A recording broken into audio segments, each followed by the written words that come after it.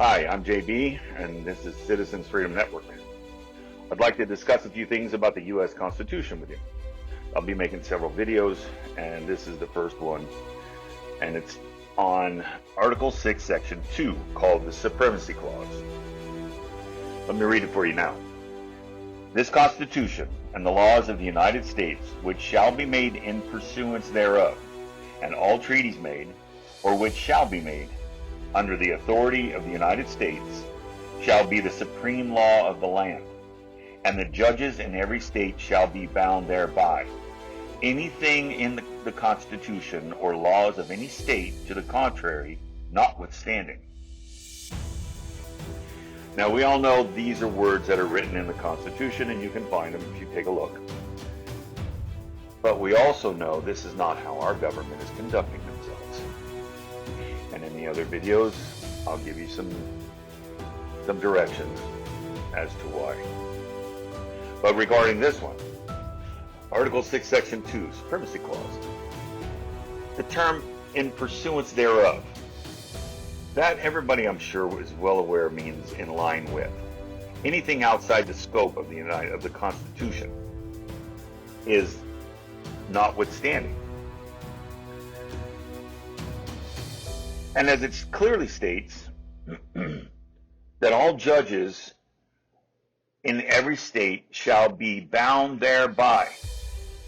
It doesn't say legislate from the bench. It doesn't say, well, we're going to interpret it this manner. No, it means what it means. And in order to understand what it means, you must go back to the written debates, to the language and the written minutes, and how it was discussed in that context. You cannot take it from today's context, which I see people trying to do. And they try to say, oh, it's outdated. Those old white people didn't know what they were talking about. You know, in today's world, it's different. Words have meanings. Words have power. They mean what they mean. No matter how many ways you try to change them, it doesn't matter. And this is why it was put into writing, to preserve and protect all these rights.